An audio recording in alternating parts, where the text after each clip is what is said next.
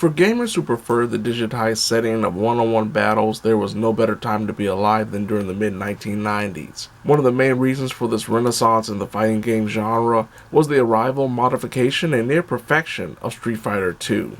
Capcom's eventual premier franchise had gamers spending thousands, if not millions of quarters during the years of Street Fighter II's various arcade releases, while console owners took part in the fun from the comfort of a home, just bursting with the sounds of victory or defeat. As the years progressed, so did Street Fighter, featuring spin-offs, prequels, and of course, numbered sequels that garnered praise for giving each entry a unique gameplay feature to individualize itself from both its predecessors and the competition. But things were changing around the time Street Fighter V arrived on shelves and digital storefronts. Gamers didn't just want great mechanics, they wanted modes, customization features, and worry-free online support, so when they battled someone, it wouldn't be a laggy experience. Street Fighter V would take years to reach its promise, but the stigma of what happened during its disappointing initial launch stayed with it even after the announcement of its direct sequel. Capcom proclaimed it had learned from their mistakes and were prepping Street Fighter VI to be the most impressive fighting game package seen in years, if not ever. Being able to take part in the closed and open betas, glimpses of what was to come in terms of modes were hinted at, but the gameplay itself had me impressed and excited about what would happen after the announcer shouts fight when matched up against another player come the full release. A day one purchase if there ever was one.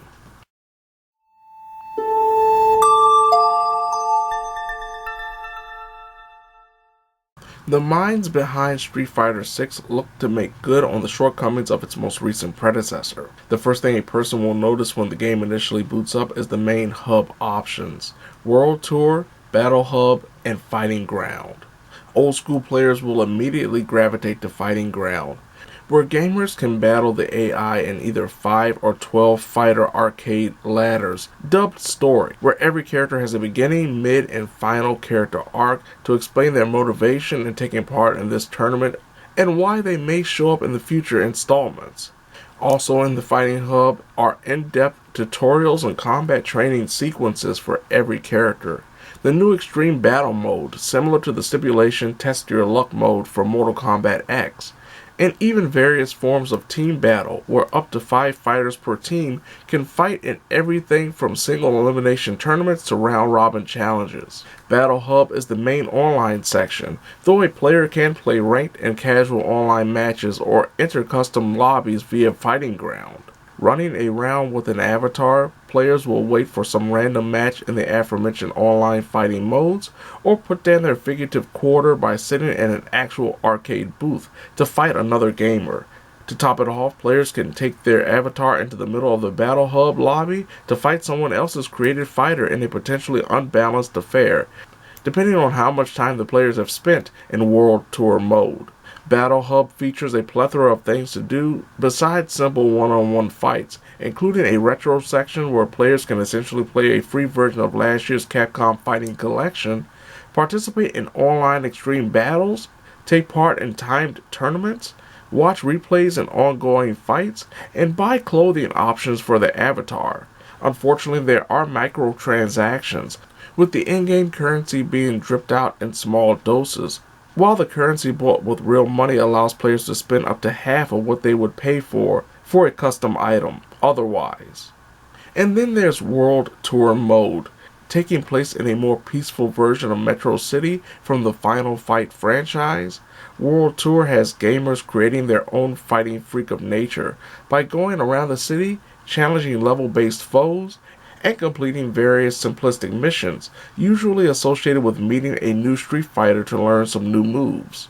World Tour mode acts as a more interactive tutorial for the gameplay systems and, most importantly, the variety of playable fighters available, 18 at launch, with 4 to come via DLC. Like other fighting games, the path to completion is solely based on the player and what they want to achieve, be it the top rank online or simply having some laughs while being blown up by an electrified ball. Trophies and achievements are plentiful while being split across 3 sections, including the base game, Fighting Ground, and World Tour. requirements such as winning 10 tournaments and getting or giving 600 likes will be a significant time sink for those both skilled and patient enough for the task. Something yours truly has yet to achieve while shockingly picking up various trophies, including winning 20 times in Avatar Battle.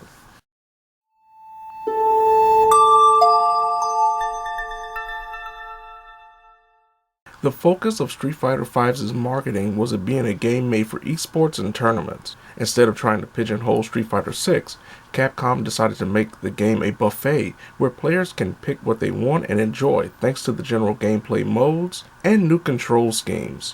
While the classic quarter circle control method is still available, Street Fighter VI initially sets everything to modern controls. Featuring more of a reduced button mapping, players are able to do special moves like Ryu and Ken's patented Hadouken by pressing the special move button while moving the stick or D-pad instead of the stereotypical quarter circle forward punch combination. Critical art super attacks are much easier to perform in modern controls, but being able to increase the strength level of regular special maneuvers is nearly impossible, though players can still use the classic method to execute special moves even with the modern control setting. Like the Arc Systems games that too feature more casual friendly control setups, playing with the modern controls reduces the character's damage output, though it doesn't reduce meter building and restoration like in say Grand Blue Fantasy Versus. There's an auto combo option in Modern that gives players the chance of doing stylish, though mostly simplistic combos that only the best fighting gamers could turn into a truly devastating sequence if they know how to bridge combinations. There is also a dynamic controls option that gives the player a further helping hand, where their character may perform a fireball instead of a dragon uppercut, depending on how close they are to their opponent, all with the touch of a single button. Dynamic controls may be the most rookie version of gaming controls ever in a major fighting game, but is great for newcomers who may not have the time, dexterity, or interest in dedicating hours upon hours and getting decent while having fun with seeing their character pull off some impressive combos. Gamers who don't adapt to either classic or modern controls will be out of luck if they want to play online, as dynamic controls are unavailable against human players. While a definitive opposing trio of control schemes is something fresh for players to either embrace or stick to what's worked for them in the past, the drive gauge is a brand new implementation that completely changes how a Street Fighter bout occurs. Starting off with a full drive gauge of 6 segments at the start of a round, players can perform overdrive or EX versions of their special moves by spinning 2 meter segments. The highly promoted drive impact acts in a variety of ways, while only costing 1 bar. This armored maneuver can be stopped in a variety of ways, including a well-timed throw, an opponent landing 3 or more strikes in rapid succession, or a counter drive impact is used almost immediately after the initial opposing drive impact is activated. Though it may sound disadvantageous to use drive impact, the positives definitely outweigh the negatives when done right.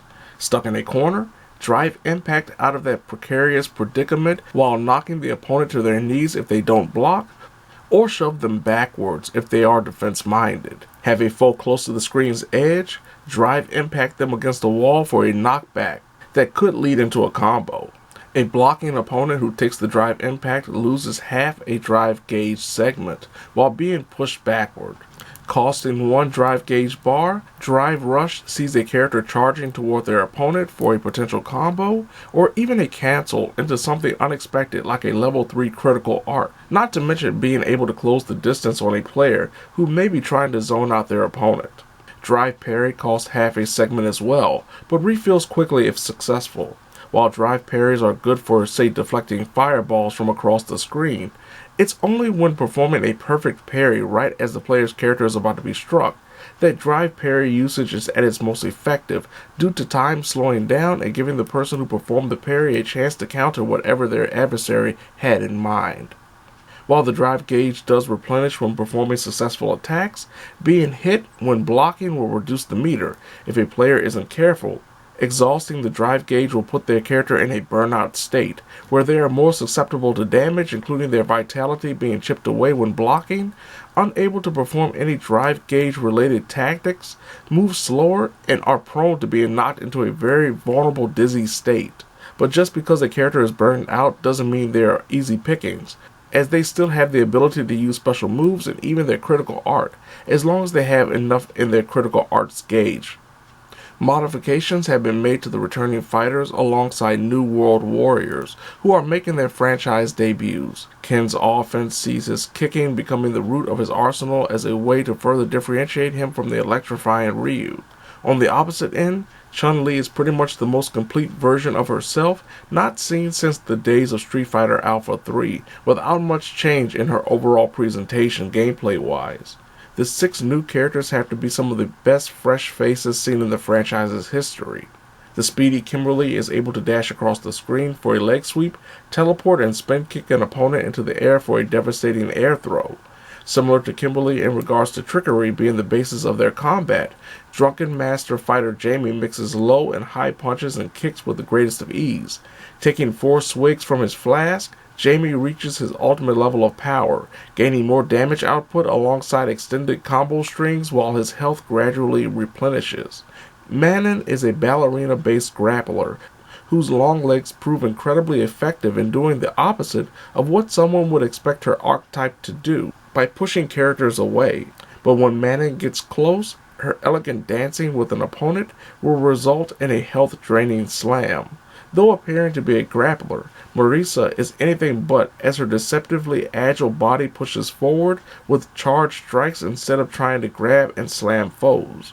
When charging, Marisa is able to armor through some attacks, though she may lose some significant drive gauge if the player isn't careful.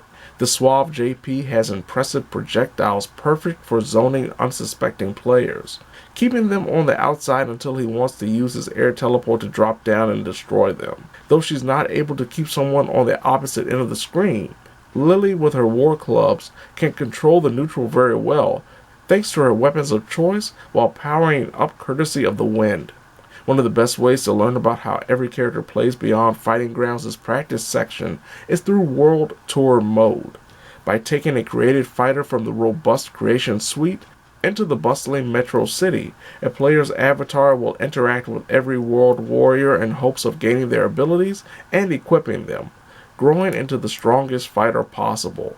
Beyond completing main and side missions, players can spend in-game currency to buy stat-altering items and use skill points to give their character the leg up needed for the next battle via a tournament-style skill tree that, when the player reaches the top, that portion of the tree is locked, meaning an avatar can't have all the skills available on the tree.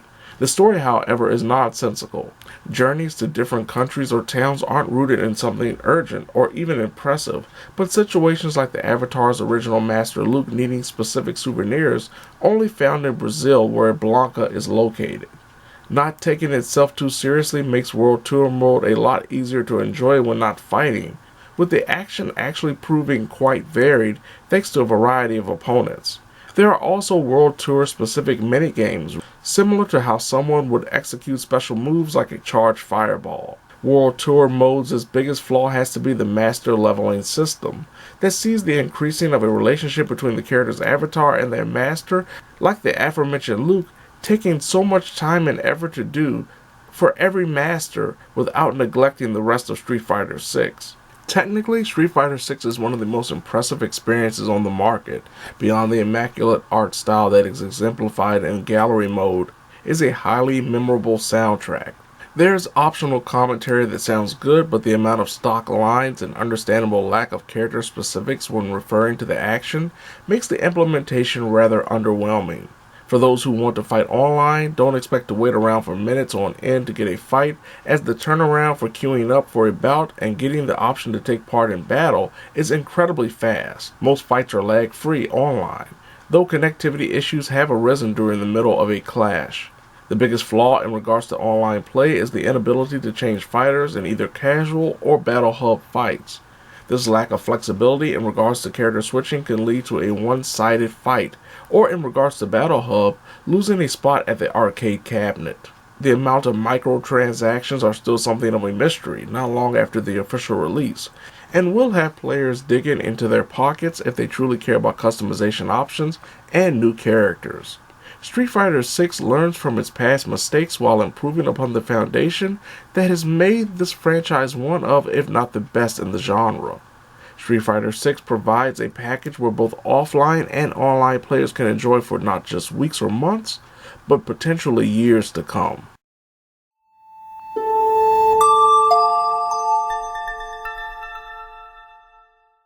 For longtime players, stepping into the latest world of Street Fighter will feel like a mixture of old times and reaching a new frontier thanks to various gameplay implementations, characters, and slight changes to some fan favorites. Online is mostly impressive, while the new World Tour mode allows players to learn the basics of other fighters without entering practice mode, though the formula may get rather mundane by the end in regards to the single-player World Tour mode. Thankfully, the prototypical single-player offerings are here, including an arcade mode and the new team battle option. Thanks to a trio of control schemes, gamers who may be overwhelmed when coming into a fighting game should feel a lot more comfortable, while experienced players won't have their skills demeaned. There's no higher recommendation that can be given to Street Fighter VI beyond it being a must-buy that proves as satisfying as pulling off a well-timed counter into a devastating critical art for the victory.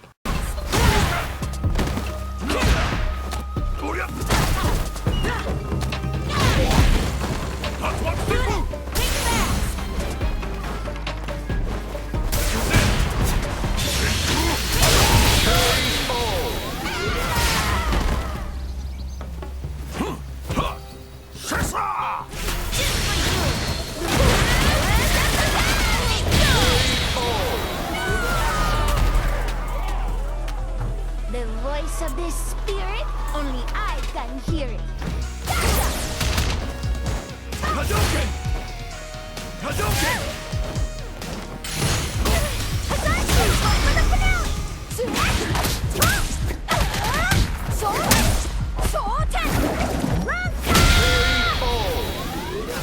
How'd I lose? Chun-Li wins!